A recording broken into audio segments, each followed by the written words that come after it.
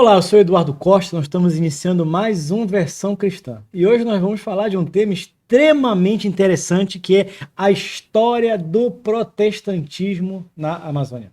Para conversar conosco sobre esse tema, nós estamos recebendo o filósofo, historiador, teólogo, doutorando em História pela UFPA, pastor Anderson Tavares. E também para conversar conosco, nós estamos aqui com dois debatedores aqui, do querido amigo Antônio Santos, da Igreja Primeiro Amor, e Daniel Berg, também da Igreja Primeiro Amor. Boa noite. Professor Anderson, primeiro quero te agradecer pela generosidade, pela gentileza de participar conosco desse tema. E você está hoje trabalhando com uma tese de doutorado que está exatamente buscando a origem do protestantismo na Amazônia. Como é que surgiu o interesse por esse tema? Por que pesquisar esse tema se tornou importante para você? Primeiramente, é uma honra estar aqui com vocês, né? Obrigado pelo carinho, pela maneira que vocês estão me acolhendo aqui. Eu estou me sentindo em casa, né? Eu comecei a me interessar pelo protestantismo na Amazônia no momento que eu encontrei um recorte de jornal de um camarada chamado James Anderson. E esse homem, ele está nada mais, nada menos, inaugurando um comércio totalmente inusitado na cidade de Belém, onde ele misturava bíblias com cadeados e, para além disso, da mistura desses produtos, que era uma novidade... Em que ano é isso? 1877, né? 1877, ou seja, no início do ciclo da borracha ali, mais ou menos. Perfeito. Né? Quando a borracha está num dos seus maiores apogeus, né? E esse camarada começava ali, naquele momento econômico, também fazer proselitismo, né? Ele se utilizava dos livros, da Bíblia, dos panfletos, para evangelizar as pessoas. Ou seja, ele atraía pelo comércio, as pessoas iam ali e ele também fazia o proselitismo. Ele me chamou a atenção. Através dele, eu comecei a compreender que ele era um pivô de um grande projeto, né, de trazer o protestantismo para o Brasil. E que começou na Amazônia também, porque a Amazônia foi uma grande atração para os estrangeiros por conta justamente da borracha, né? E eu percebi que o James Anderson, ele estava ligado a todos os outros missionários que chegaram aqui. Por exemplo, Robert Nesbitt, que fazia parte de um projeto também da Sociedade Bíblica Americana, o próprio James Colifrite e depois o Richard Holden. Qual era a origem doutrinária desses? Olha, era a fé reformada. Fé reformada, né? mas Exato. não tem uma igreja, uma... No primeiro momento, não. No primeiro momento, eles queriam encaixar, né, o projeto da fé reformada aqui na Amazônia. Não se tinha um projeto de igreja. Eram calvinistas eles? Sim, calvinistas. Alguns, né? Outros não. Esse debate ainda era muito forte no século XVI, né, entre calvinistas e arminianistas. Então, mas o que eles estavam em busca era justamente abrir uma brecha para que o Brasil e também a Amazônia pudesse participar dessa fé, porque era muito complicado entrar no Brasil, haja vista que existe uma Constituição de 1824 que vai dar total apoio à Igreja Católica para que só ela, de alguma forma, tivesse aqui a exploração desse campo religioso. Era isso que eu ia perguntar, professor, por exemplo. Qual era o cenário aqui, o cenário religioso dessa época, 1877? Pois é, o cenário era que a Igreja Católica era muito forte, né? Ela tinha a Constituição a seu favor e ela também tinha um sistema chamado de padroado, né? Onde o rei e a coroa tinham uma relação muito intensa com a igreja, né? O rei, por exemplo, pagava o salário dos bispos, organizava toda a estrutura eclesiástica, era ele que fazia isso. Então, essa relação da coroa com o altar, né, do trono e o altar, ele, de alguma maneira, fortalecia a Igreja Católica. Então, era preciso que a Igreja Católica começasse a ter uma certa fragilidade, isso vai acontecer no 19, para que esses protestantes pudessem ter, vamos dizer assim, um suporte melhor aqui na região. E no Brasil também. É isso. Muito bom. E dentro da tua pesquisa histórica, assim, o que você encontrou de temas interessantes, de coisas interessantes? Quer dizer, antes do século... Estou falando do século XIX já, né? Antes do século XIX, há algum relato de alguma missão de evangelização, de origem protestante na Amazônia ou não? Pois é. Eu queria só engatar uma pergunta em relação, antes de tu responder isso daí, engatar uma pergunta seguinte. Eu fico imaginando a dificuldade de estar rastreando essas coisas assim em relação ao documento. Eu queria que tu me falasse a dificuldade de estar buscando esses dados, depois da resposta do Eduardo. Pois é, eu vou responder a dele e depois em seguida a sua, né? Em relação a essa inserção protestante, no primeiro momento, no século XVI, quando está acontecendo, né, o processo colonial aqui no Brasil, existiam muitos protestantes que vieram para cá, mas eles eram uma espécie de caçadores de riqueza. Eles não tinham um projeto preparado para a instalação do protestantismo na região. Por exemplo, a gente tem o exemplo do Hans Staden, né, que foi preso por 9 meses pela tribo Tupinambás. Ele escreveu um livro onde ele conta que quase ele foi comido pelo ritual de antropofagia, né, o canibalismo. E ele não tinha, como outros naturalistas, viajantes, também protestantes, não tinha um projeto para trazer o protestantismo para o Brasil. Não existia isso. O primeiro momento que isso quase acontece foi com o Willy Galgon. O Willy Galgon ele estava trazendo a França, a Antártida, né? A França tinha um projeto de poder também aqui para o Brasil, de inserir a França aqui, porque no Tratado de Tordesilhas eles partiram o mundo em dois, só entre Portugal e Espanha. E a França disse, não, vou entrar também. Então eles fizeram um projeto, né, e vieram para cá. E o Willy Galgon era amigo do Calvino, amigo particular, estudou junto na universidade lá. Direito, era muito amigo, e ele precisava de suporte, de homens para vir para cá. E ele vai fazer uma espécie de aliança com o Calvino, e o Calvino vai mandar pastores da fé reformada calvinistas para cá. E o Willy Galgon, né, também se dizia ser convertido pela fé protestante. Só que quando eles chegam aqui, Eduardo, vai acontecer um problema teológico, né, em relação à Eucaristia, à Santa Ceia. Porque a Igreja Católica tem a questão da transubstanciação, né? E o protestantismo já não. Então, na ceia há um desentendimento, o Willy Galgon persegue os protestantes, mata alguns, e a missão é abortada. Então, essa foi quase, né, quase o início do protestantismo mais, vamos dizer, estruturado aqui. Depois foram com os holandeses, né? Aconteceu lá a questão lá do rei, Dom Henrique I, não gerar descendentes, a Espanha fica com o trono de Portugal, né, a União Ibérica, e como a Espanha era arqui-inimiga da Holanda, o que vai acontecer? A Holanda vai começar a tentar saquear tudo que é da Espanha. E aí vai pela África para tentar destruir o tráfico negreiro que Portugal e agora Espanha tinha, né? E também vem para o Brasil para tentar trazer de novo, a recuperar esse mercado do açúcar. E eles vão tentar entrar na Bahia, não conseguem, mas em Pernambuco conseguem. Quando eles entram em Pernambuco, né, eles começam um projeto também, onde a igreja protestante vai começar a ter uma inserção. Maurício de Nassau é um alemão, né, está também dentro dessa configuração da reforma protestante e tudo mais. Mas depois Portugal retoma, né, a coroa portuguesa e quer de volta tudo que era dele e expulsa os holandeses. E com a expulsão dos holandeses, tudo novamente é destruído, né? O projeto protestante ele é descompensado. Por 150 anos, o Brasil fica sem a participação dos protestantes aqui. Se fecha o Brasil até para os estrangeiros. Era todo um processo burocrático para o estrangeiro, até para estudar os naturalistas, era fechado por conta do medo que se tinha de que o Brasil pudesse novamente experimentar isso que experimentou. Então os portugueses fecham. Por 150 anos fica fechado isso aí. Só depois... E durante esses 150 anos não há nenhum relato de nada de movimento protestante no Brasil? Como tentativa, não. Isoladamente, a gente não pode dizer que não houve, né? O que vai acontecer depois é que a gente sabe que o Napoleão Bonaparte está invadindo a Europa, né? E aí Portugal, também o rei Dom João VI, tem que fugir de lá e pede apoio para a Inglaterra. Sim. Quando ele pede apoio para a Inglaterra começa a fazer uma cláusula de contrato, um contrato de amizade entre eles, e diz, tá bom, eu te dou apoio, mas tem um detalhe. Eu preciso que você abra os portos e também facilite para que as pessoas que estão lá, os marinheiros e todos os outros ingleses, possam ter sua religião garantida. Quer dizer, isso estava dentro do tratado entre Portugal e Inglaterra. Perfeito. Porque normalmente quando a gente escuta relatos históricos sobre isso, que se fala exatamente da parte econômica, da abertura dos portos, etc. Mas havia, portanto, também, no meio dessa tratativa, a discussão da liberdade religiosa? Sim, claro, mas com algumas cláusulas, né? Por exemplo, eles não poderiam fazer uma igreja com características de igreja. Tinha que fazer uma casa de oração, Eles podiam fazer reunião, mas não numa podiam fazer casa uma de igreja. oração, mas que não configurasse uma igreja. Um templo, no caso. Só que o detalhe é que a igreja primitiva começa dentro das casas, né? Então, Exatamente.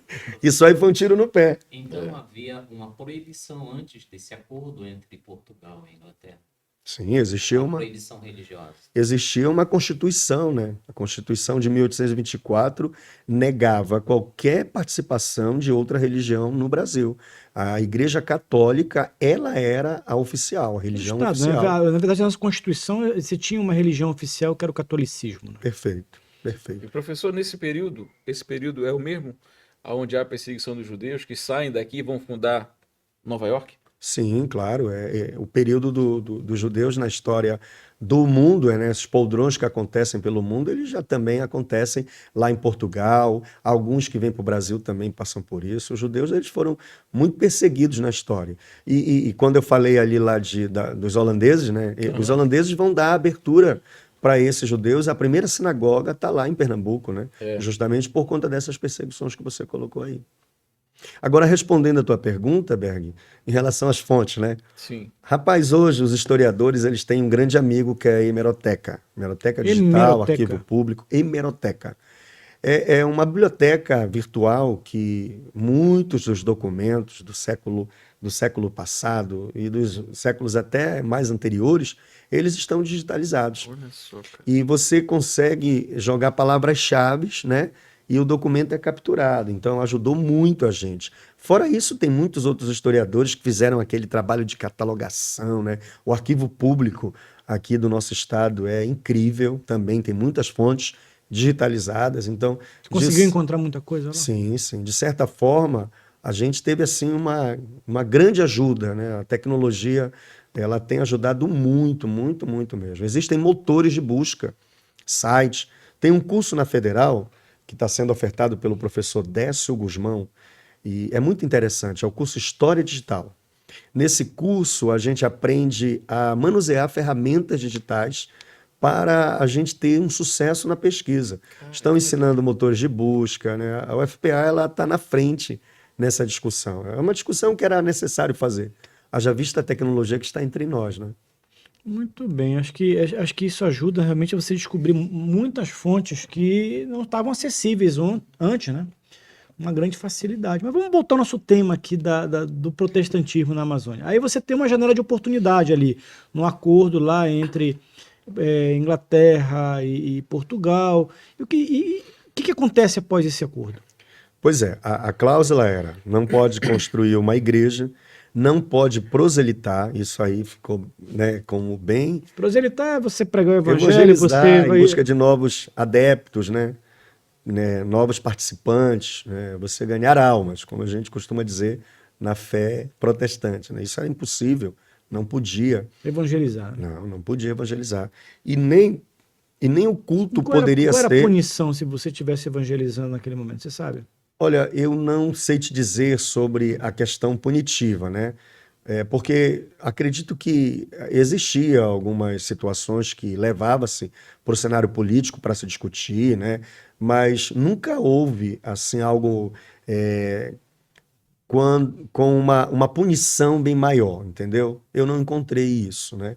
Uma punição porque a pessoa mudou isso aí. Tanto é que eles vão mudar, né? Justamente não pode, mas qual é a base do protestantismo? É Mateus capítulo 28, Exatamente. Marcos 16, né?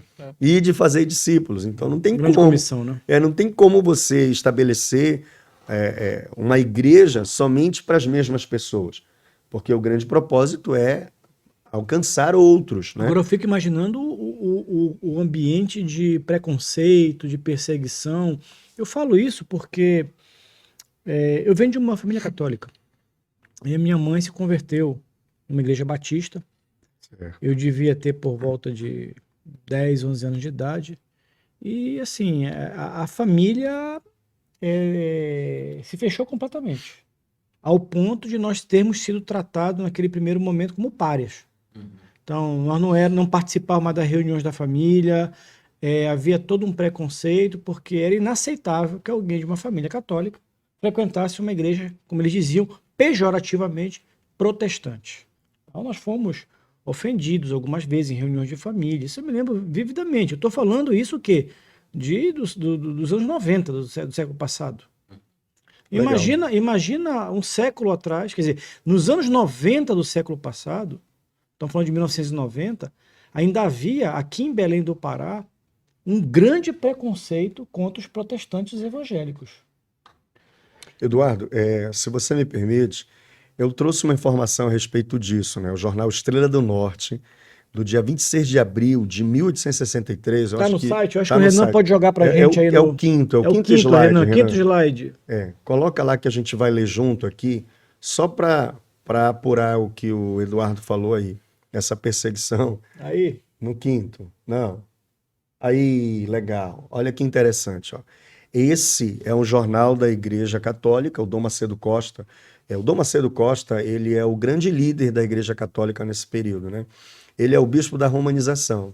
Ele veio para o Pará para organizar a casa, né? Porque a Igreja Católica estava tendo grandes problemas, principalmente com o catolicismo popular. As pessoas faziam, e até hoje, né, os interiores fazem algumas festas que viraram tradição, e essas festas elas não tinham apoio da igreja oficial. Era um catolicismo que as pessoas organizavam, né? Então, o Dom Macedo Costa ele vai escrever um negócio muito interessante aqui no Folha do Norte, em 1863, Eduardo. Ó. E aí vai corroborar com o que tu falastes aí. Ó. Fugi, amados filhos, destes transfugas e apostatas da verdade, que vos trazem o funesto presente de bíblias falsificadas e de livrinhos saturados de erros, com o fim de perverter a vossa fé. Fugi deles, que são nuvens sem água, que os ventos levam de uma parte para outra, como árvores de outono sem fruto, duas vezes mortas, desrasgadas, como ondas furiosas do mar, que arrojam as espumas da sua abominação, como estrelas errantes, para os quais está reservada uma tempestade de trevas por toda a eternidade. Então aí já fica claro, né, que essa perseguição acontece e ela é forte nos jornais. Os jornais vai ser um campo de batalha, mas também vai ser o grande aporte do protestantismo de missão aqui na Amazônia, porque o jornal vai ser o veículo pelo qual eles vão ganhar muitas pessoas. De que forma? Pois é, interessante. Uma vez eu estava sendo inquirido por um professor, ele disse assim: Anderson, você diz que os jornais faziam esse aporte, né, para os protestantes ganharem mais notoriedade, mas a população era iletrada. O nível de analfabetismo nesse período era alto, isso é verdade. Mas eu não sei se você sabe que, por exemplo, há uma notícia, né, no jornal, e uma notícia que tem destaque, as pessoas comentam isso nos cantos, nas tabernas. Então a notícia, ela nem sempre precisa ser lida, mas ela vai correr, ela vai passar por vários locais por conta que as pessoas estão falando sobre aquele tema. Então, por isso que os protestantes ganharam muita notoriedade. Porque quanto mais batiam neles, o Eduardo, mais evidência, né? Sabe? Mais evidência, era munição aquilo. É uma característica do evangelismo mesmo, protestante. É exatamente isso. Quanto mais bate, mais cresce. Porque dá notariedade, sabe? É você dar vitrine. Então, o bispo Dom Macedo, ele acabou dando vitrine, né? Porque ao falar, ele chamava atenção para aquele assunto. Mas se ele estava falando, eu imagino o seguinte: um clérigo de status como ele, colocar uma nota dessa num jornal de circulação pública, isso não acontece do nada. Então, se ele está colocando essa nota, é porque certamente havia já algum movimento de evangelização, de distribuição de Bíblias, de distribuição de panfletos naquele momento. E isso estava incomodando. Isso não deveria ser algo assim irrisório, desprezível, ao ponto dele se manifestar publicamente. Você não concorda? Claro. Bota só os 6 aí para a gente dar uma... Você falou em Bíblia, até Bíblia ele mandou queimar. Quer ver? Bota aí, folha do... Pro Renan botar aí o slide 6 aí. O número 6. Depois daquele lá, Renan. Pronto. Olha só. Bíblias protestantes, uma ameaça a ser queimada. 1863. No Pará, felizmente, já o instinto religioso das populações fez justiça a essa propaganda dirigida por estrangeiros em missão contra a religião do Estado, a religião Sim. do Estado.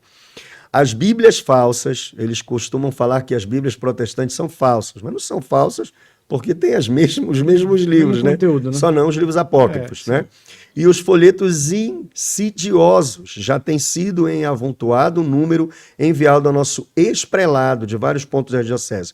Olha, ele coloca aí, número avançado, ou seja, são muitos números, é muitas Bíblias, é muitos, e as pessoas só estão levando isso porque elas estão sendo coagidas, Pois é, Eduardo. agora a pergunta é, quem é que está por detrás desse movimento? Quem é que está financiando isso? Existe alguma sociedade De onde tá vindo essas bíblica? Bíblias? legal. Existe alguma igreja por trás disso? Como é que está a tua pesquisa em relação a Que isso? legal. As sociedades bíblicas, as agências missionárias, elas vão ter um papel muito significativo. Por quê? Porque elas vão treinar, elas vão organizar, elas vão receber dados, informações, né? Por exemplo, em 1857 tem o Robert Nesbitt. E o Nesbitt, ele trabalha em um navio, né? Ele não é, vamos dizer assim, um funcionário da Sociedade Bíblica Americana. Ele é um navio que geralmente está vindo aqui para a Amazônia, né, por conta daquela questão da abertura dos portos e também da abertura da bacia amazônica. Então ele está vindo para cá e o que ele faz? Ele pega os dados, ele diz, olha, eu distribuí muita Bíblia nessa região. Aqui as pessoas estão sedentas. Então, por favor, quando vierem, não se esqueçam que essa região aqui, Óbidos, Almeirim, o próprio Belém, né? Essa região ela está sedenta. Sabe, Eduardo, existiu uma grande propaganda lá fora da região aqui amazônica. Por exemplo, o Daniel Kidder, a gente, quando vai estudar o Brasil Colônia, a gente lê um livro dele chamado Reminiscências de Viagem. Nesse livro ele fala muito como era o Brasil Colônia, mas ele vem justamente a partir da sociedade bíblica, né? Que ele vem para fazer uma espécie de uma leitura do que é o Brasil. E ao escrever esse livro, ele diz assim, olha, a religião lá no Brasil é uma religião de folguedos. As pessoas estão interessadas só em festas, né? E é uma religião que não tem tanta força, porque até uma carta de baralho se adorou. Né? As pessoas pegaram uma carta de baralho deixada pelos ingleses e elas colocaram ali um sentido religioso naquilo. Então, é muito fraco a religião. E depois vem um outro camarada que também está muito alinhado a ele, que é o James Cole Fritz. E o James Cole Fritz é alguém muito extraordinário, sabe? Por quê? Porque ele vai fazer uma amizade com Dom Pedro II, acreditas? Ele vai fazer uma amizade porque o Dom Pedro II ele é um mecenas da arte, ele gosta muito de coisas, de novidades tecnológicas da época, e o James Cole Fritz vai na casa dele e vai dizer, olha, tem um navio lá no Rio de Janeiro que é um dos mais potentes tecnológicos a vapor. Você não quer conhecer? E ele vai lá. Quando ele vai para lá, para essa interação de conhecer aquele navio, o James Cole Fritz vai fazer uma persuasão tão forte e evidente que vai também dar condição para um grande naturalista vir para cá, que é o Agassiz. O Agassiz vai vir com uma expedição justamente porque quem fez a ponte foi o James Cole Fritz. E o James Cole Fritz vai também, juntamente com o Barão de Mauá, o Tavares Bastos, está numa discussão mais ampla que está acontecendo também na nação brasileira, que é de trazer o progresso. E o progresso para eles era pensado também na questão da religião protestante, porque os Estados Unidos era uma potência e era um país protestante. Pois é, agora imagina o seguinte, nesse período que você está falando ali, você está entrando no ciclo da borracha. E quando você fala no ciclo da borracha, por exemplo, existiam as casas aviadoras, existiam as instituições financeiras britânicas, Certo. quer dizer, você tinha uma série de ingleses aqui, de estrangeiros aqui circulando. É preciso lembrar que houve um projeto, o próprio projeto da Fordlândia, né? Que veio uma série de americanos para cá para criar uma cidade industrial para produzir exatamente borracha e pneus e etc, etc. Provavelmente você tinha muitos protestantes circulando aqui.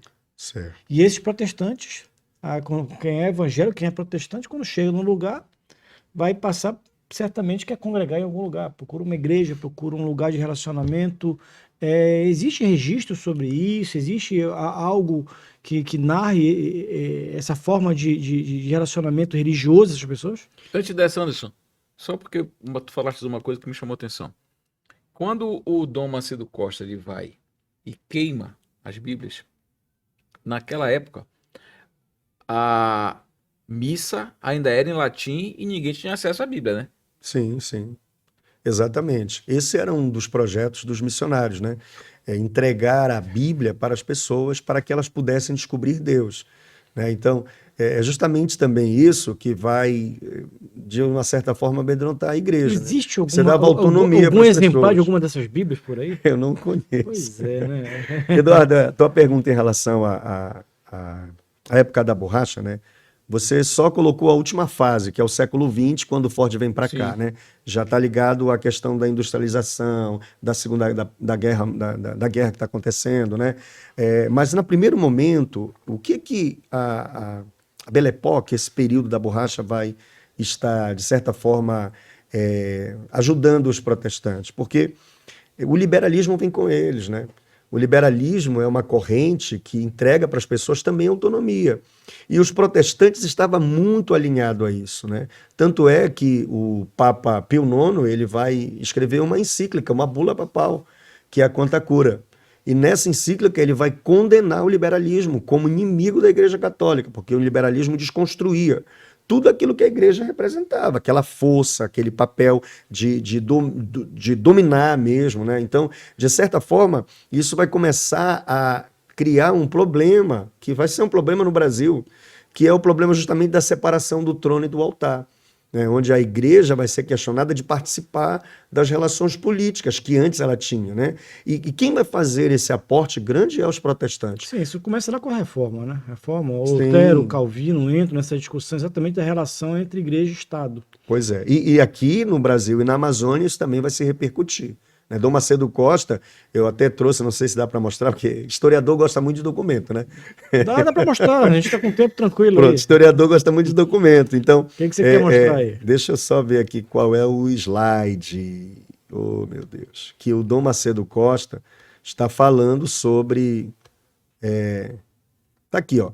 É no último slide, no 7º. Renan, vamos para o último lá. Olha lá, Renan. Esse Ó, aqui? a crise entre o trono e o altar. O Dom Macedo Costa está fazendo uma crítica ao império. Ele está dizendo assim: permita a vossa majestade imperial que eu diga com dolorosa franqueza que devo ter nesta ocasião. De há muito, Senhor, os bispos do Brasil somos contristados com avisos e decretos reivindicativos da liberdade e independência de nosso sagrado ministério. Em outras palavras, o Dom Macedo está dizendo: vocês estão se intrometendo muito na nossa liturgia, né? De há muito notamos com mágoa a funesta tendência do governo de ingerir-se na economia da igreja, como se procurasse reduzi-la pouco a pouco à condição de um estabelecimento humano, a um mero ramo da administração civil. Parece não ser mais os bispos do Brasil que funcionários públicos. Então, essa aqui já é uma certa crítica, né, do Dom Macedo, por conta de que a Igreja Católica não tem liberdade para decidir as coisas. O imperador é que decide. Olha, o Dom Macedo Costa vai ser preso, né, na questão religiosa. Ele e o bispo de Olinda, o Dom Vital. Justamente por isso, porque ele vai se intrometer nessas questões políticas e a igreja não podia fazer isso. Professor, nós estamos falando de 1863, quando Richard Holder já chegou, certo? Falastes agora sobre Daniel Kidder, né? E falastes também que ele veio fazer uma espécie de sondagem na região. Para quem ele se reportava nessa sondagem? Que pergunta ótima, rapaz. Ele se reportava às sociedades bíblicas que financiaram. Ele foi financiado, né, para estar aqui. Então, ele tinha que prestar conta com esse financiamento, porque eles tinham esse propósito de conhecer para gerar as políticas, né, de enfrentamento e tudo mais. Porque não era fácil. A região amazônica, por exemplo, era uma região que a gente conhece muito bem, de rios, matas, e não é fácil navegar. Também porque tem que se conhecer os rios, né? Uma vez eu fui tentar remar e a canoa rodava. Você tem que ter toda uma habilidade para aquilo, né? Alguns índios ajudavam nesse projeto. Sua pergunta é pertinente, professor, porque ela ajuda a gente a entender que era necessário você ter por detrás uma agência, senão não ia dar certo, né? Financiamento, treinamento, esse feedback, né? Até para construir as políticas para se poder, né, entrar nisso tudo. Então, o que eu percebo é que isso não foi coisa de aventureiro no 19, né? Foi um projeto muito bem articulado, que tinha o apoio de mentes pensantes, né? E eles buscavam, sobretudo, ter o apoio de parlamentares. Tito Franco, por exemplo, vai ser um grande amigo desse projeto. Tito Franco foi um político da época, né, muito envolvido, tinha destaque nacional e internacional, era amigo desses grandes políticos que discutiam sobre o progresso no Brasil. Para eles, não tinha dúvida de que o progresso estava alinhado ao protestantismo. O Alex de Tocqueville, né, que era um cara muito lido na época, ele escreveu A Democracia.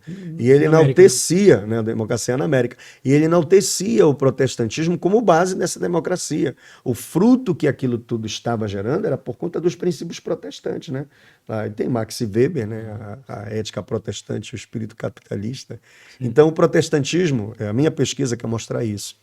O protestantismo ele vai mexer com as estruturas sociais, com o status quo, e vai desmontar isso e também contribuir para uma nova proposta. Agora deixa eu te fazer uma pergunta aqui, que para mim É difícil. acho que tu entrou numa seara que eu gosto de debater.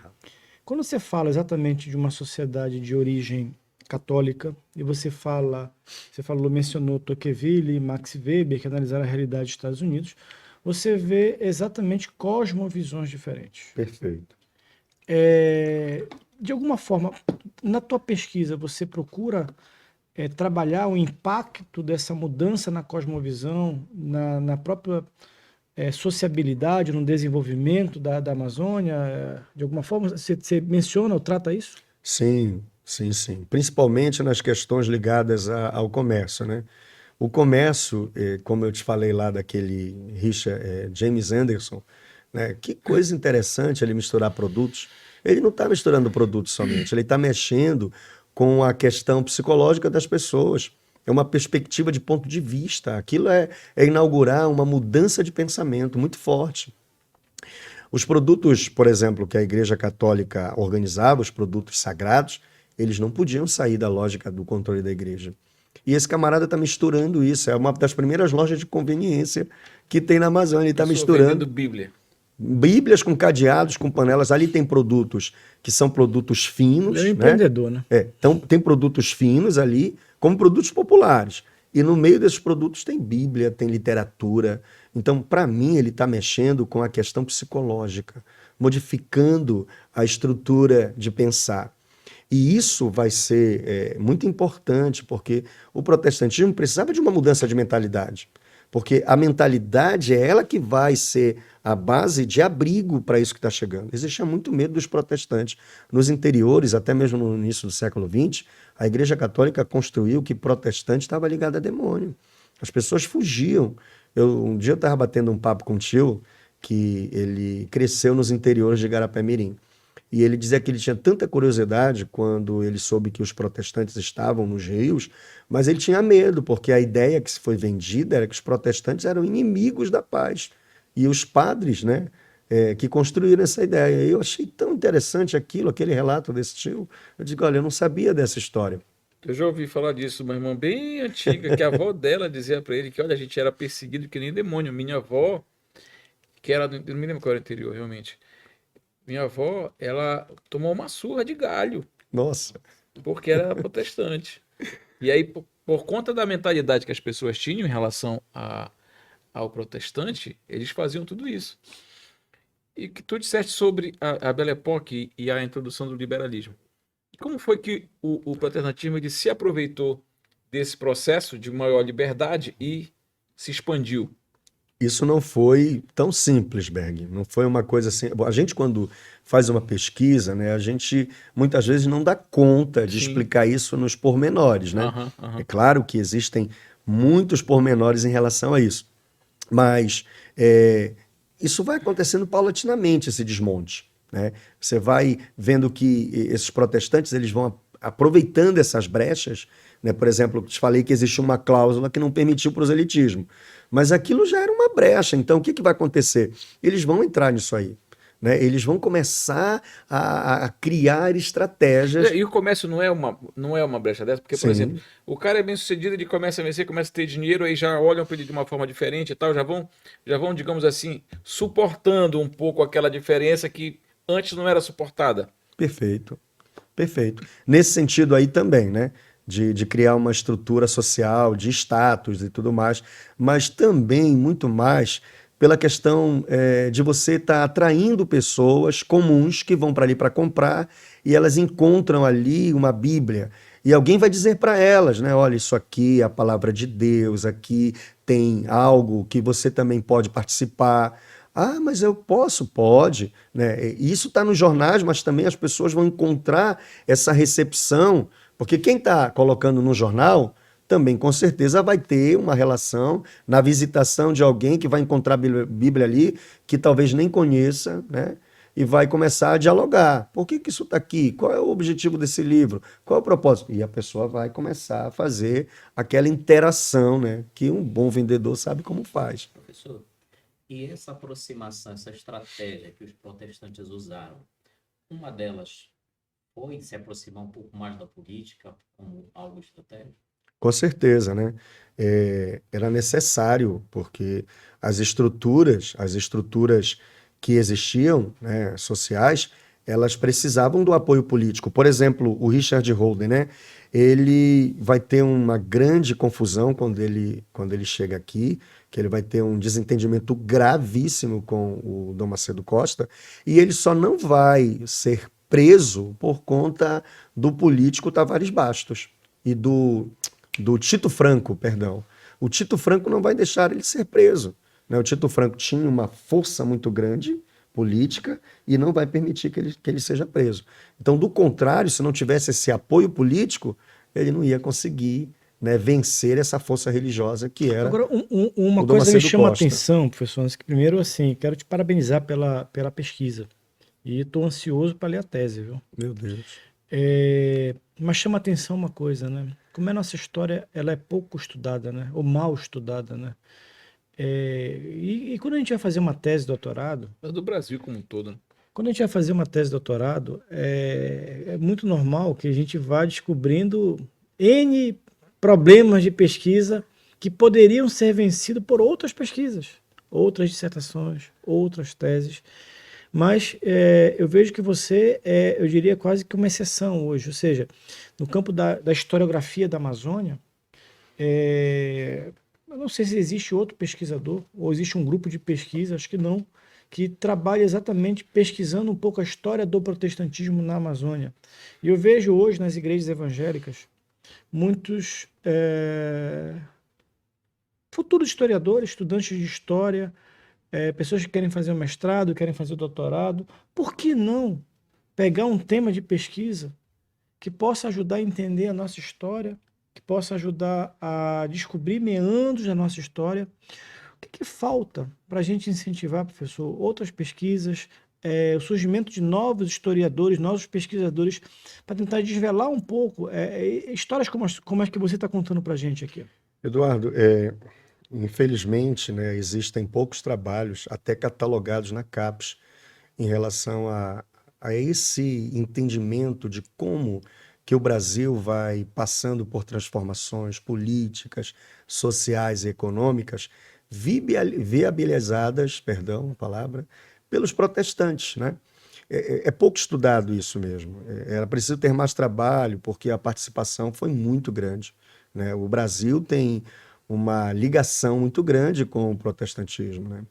Agora, o grande detalhe é que algumas pessoas ainda têm medo, porque acham que existem preconceitos em estudar o protestantismo. Muitas pessoas começam a estudar para ver coisas negativas, para tentarem olhar de forma pejorativa, né? Eu acho que não deve ser assim, né? Eu acredito que, por exemplo, a minha experiência com Deus, né? Antes da gente estar aqui, eu estava contando um pouco a minha experiência com Deus. Eu tive uma experiência sobrenatural com Deus, né? Meu filho, que hoje tem 16 anos, é fruto dessa experiência. Então isso fez com que eu compreendesse que esse universo, ele é muito poderoso, né? Minha vida foi toda ela modificada por essa experiência. Então não tem como eu olhar negativamente para isso. A gente sabe que nós somos todos humanos e a gente vai cometendo falhas no caminho, né? Não existem projetos perfeitos, mas esse projeto que foi justamente trazer uma outra concepção de fé, porque as pessoas elas começavam já a ter uma visão negativa, né? A Igreja Católica ela cometeu muitos erros, muitos erros. Não dá para negar isso. Então era necessário ter uma outra visão, uma outra coisa que fizesse você moralizar essa tua relação com o sagrado, né? Via esse cristianismo. Então acredito que a igreja, o projeto protestante vai estar trazendo isso, né? De uma concepção onde o homem tem condição de se relacionar com Deus sem interferência de outro. Porque é justamente isso que o protestantismo vai trazer. Essa ligação mais ampla, né? Sem conexões outras, sem nenhum intérprete. Ou seja, a linha direta, meu amigo. Você pode se comunicar com Deus diretamente, não precisa de intérprete, a não ser o Espírito Santo, né? Que a gente aprende, que nos comunica com Jesus. Mas olhar para o protestantismo e tentar entender as mudanças, as transformações, os meandros disso tudo, eu acho que é interessantíssimo. Né? Como é que está Por sendo exemplo, a tua... só para terminar, por exemplo, essa separação de política e religião que vai acontecer com a República, ela é fruto dessas discussões dos protestantes. Os protestantes já começaram isso. Perfeito. A República ela vai ser, na verdade, uma resposta de tudo isso que está começando antes dela. Perfeito, que deixa um leque aí de possíveis linhas de pesquisa aí para serem enfrentadas depois. Tenho certeza que você vai caminhar também, quem sabe no pós-doutorado e seguindo esses fios aí, né? Fios de meados que você está identificando. A pergunta para quem está nos assistindo, tem muita gente que está nos assistindo, está vendo assim, uma aula brilhante aqui de um teólogo, de um historiador, de um cristão que hoje está desenvolvendo um projeto de pesquisa numa universidade pública. Eu não sei até que ponto foi fácil você entrar com esse projeto de pesquisa no processo de seleção, mas a pergunta que eu quero olhar um pouco agora, não para o tema da pesquisa, mas para o pesquisador, para o cristão, que está lá na universidade pesquisando isso. É fácil ser cristão e pesquisar temas como esse? Ou você sente resistência, você sente preconceito, você sente algum tipo de dificuldade em desenvolver teu projeto de pesquisa? Olha, Eduardo, eu estava falando há pouco com os amigos aqui que, graças a Deus, eu não tive isso, né? Eu fui muito abraçado pelas pessoas que caminham comigo. Meu orientador é extraordinário. Se tornou um amigo, né? Tenta me entender, me dá alguns suportes. Eu não encontrei essa dificuldade, né? Eu acho que muito é daquilo que você demonstra para as pessoas, da tua recepção com o outro, com o diferente, que pensa desigual de você. Eu acho que a maneira com que você recepciona isso, você de alguma forma ganha respeito também.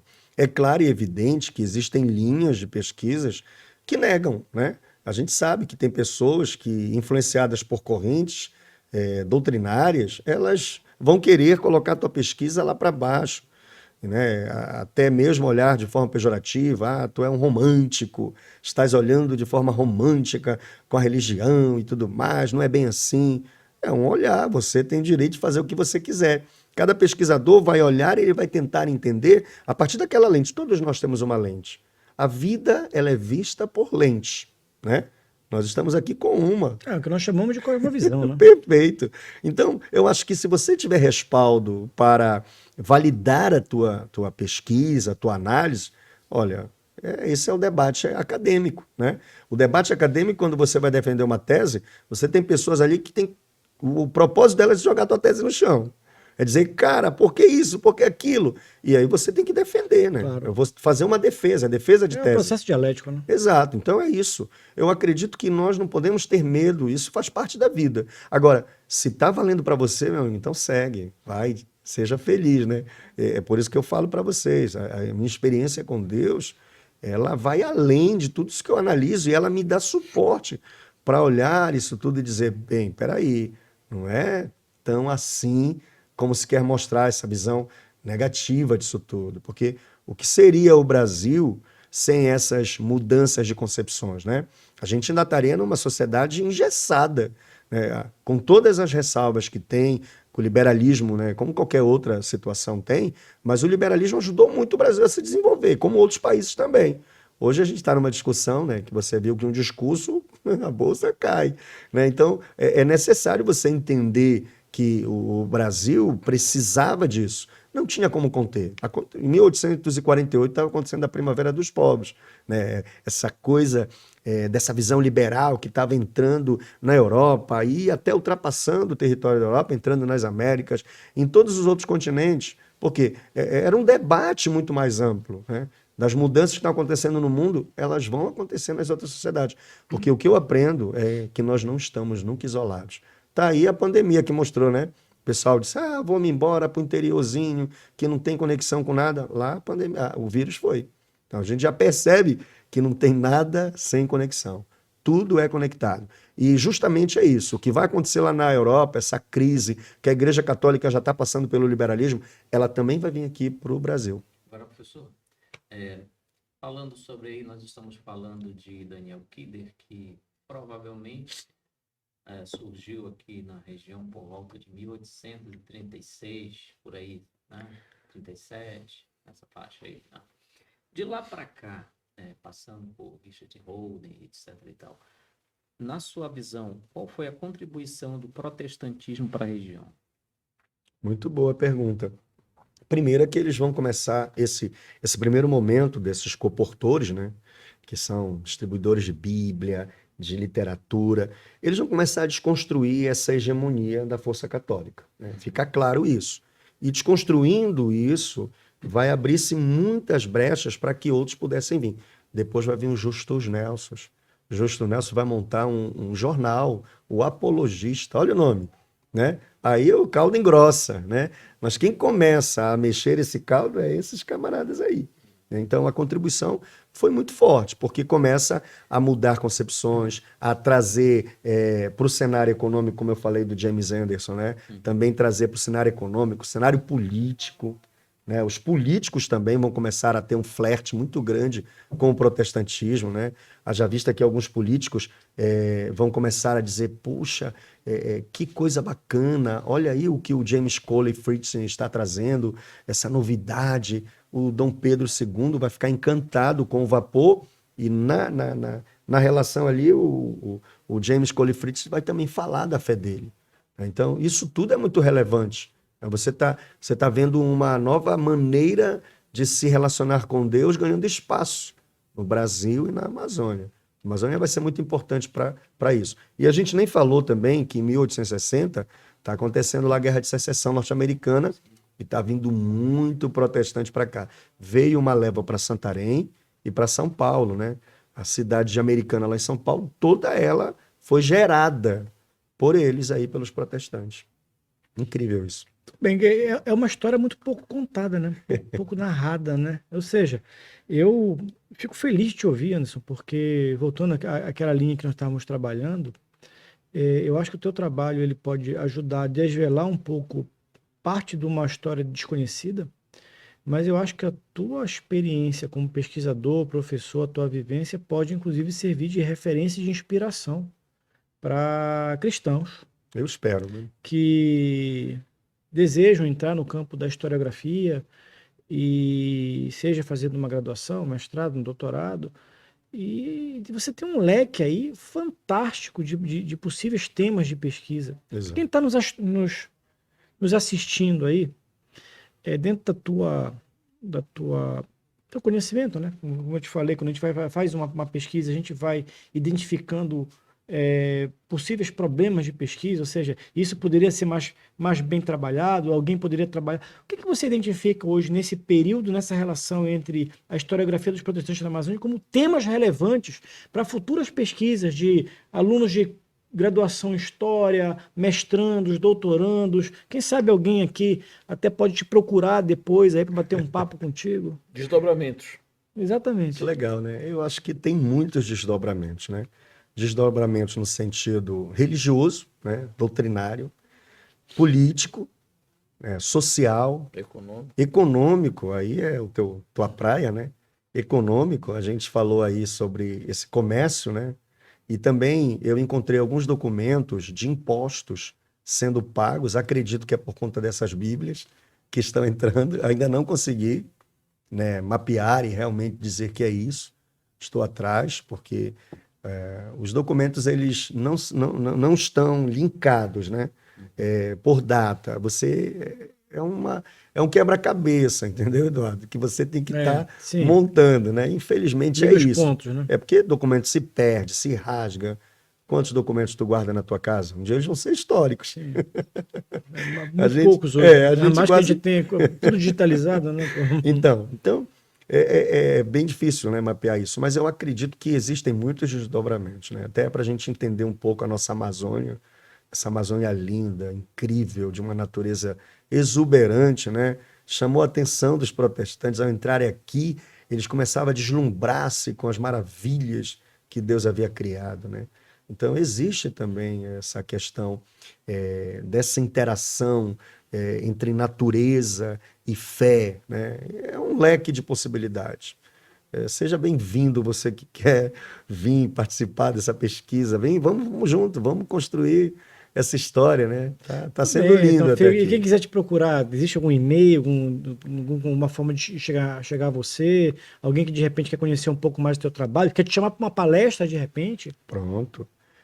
Tem o nosso e-mail, né? O e-mail, não sei se dá para ele colocar aí na tela. Não vai ser possível porque a gente não passou com antecedência, mas você pode falar que as pessoas vão anotar lá. Bom, é anderson.tavares@ifch.ufpa.br. Repete. anderson.tavares@ifch.ufpa.br. Muito bem. E você costuma dar palestra sobre isso? Você costuma dar curso? Como é que funciona isso? Olha, a gente faz palestra, mesa redonda, discute o tema. Estou aberto a Churrasco. Churrasco. Rapaz, isso é uma coisa interessante ali no churrasco. Né? Imagina ficar escutando ele lá, só degustando, agora tem um tempo, tem que dar um tempo pra ele Tinha que ser o mastigar Daniel também, Berg, né? né? Aliás, o Daniel Berg, Tinha que aqui, ter um tempo pra ele mastigar o também. nome dele é bem representativo, né? Porque Pois é, esse camarada aí, quando chega aqui, já pega a estrutura pronta. Já pega mais ou menos montado. os né? batistas já estavam por aqui, isso. os Quanto metodistas tempo? já tinham andado por Quanto aqui. tempo Dom Macedo Costa ficou na posição dele? Porque eu acho que ele teve Ficou durante muito tempo, tempo, muito. Ele foi um dos bispos que mais ficou, depois ele vai ser bispo primaz do Brasil, né? A carreira do Dom Macedo Costa é linda.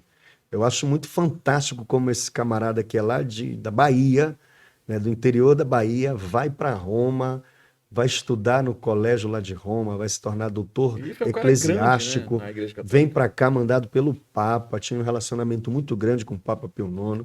É alguém de uma envergadura muito grande, entendido. Não foi fácil dialogar com ele, que ele era muito experiente, conhecedor do assunto, né? Esses missionários tiveram muito trabalho mesmo. Mas tinha a força de Deus ali, né? É verdade. Bom, nós estamos chegando, infelizmente, ao final do nosso programa. Eu quero te agradecer, professor Anderson, pela generosidade, pelo carinho, te parabenizar pelo teu projeto de pesquisa, que você seja bem-sucedido, que Obrigado. realmente me convide para a defesa da sua tese. Estou louco para ler sua tese, mas, acima de tudo, seja um instrumento de Deus. Amém.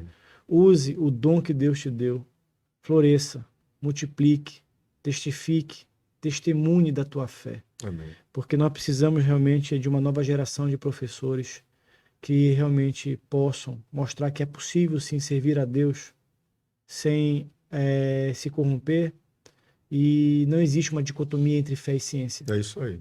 Não existe. E ali muitos falam dessa dicotomia entre fé e ciência. Isso é uma tremenda de uma bobagem. Isso pode ser inclusive um tema, quem sabe, Que de uma legal. próxima versão cristã que a gente possa debater. E, Eduardo, é tão interessante isso aí, porque o próprio o líder da Reforma Protestante, né, o Martinho Lutero. ele vai acabar com isso, né? Conta-se a história que um sapateiro procura ele, diz: eu quero servir Deus, eu tenho que largar tudo. Ele diz: negativo. Você vai fazer o seu melhor onde você está e você vai servir a Deus. Ou seja, não existia essa separação, né? Tanto é que esse comércio lá está juntando tudo. Por isso que eu digo que é uma mudança de mente que está vindo. Não tem essa separação. Tá junto. Tá com você na tua casa. Exatamente. Tá com você na tua escola. Tá com você na rua.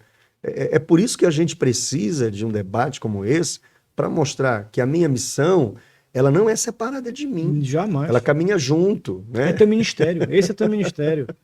E ali Que legal. você abençoa, ali você floresce, ali você brilha, ali você testemunha e testifica. Ali você cumpre exatamente o que está em Mateus 28. Que legal, é isso aí. Pronto. Antônio, obrigado pela tua presença. Obrigado, Daniel Berg.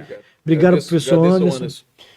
Você que está Muito nos bom. assistindo, que Deus te abençoe tremendamente. E quem sabe nós não temos aí futuros historiadores, pesquisadores, doutorandos, mestrandos que vão seguir essa cena do professor Anderson. Até o nosso próximo programa Versão Cristã. Que legal. Obrigado, Eduardo.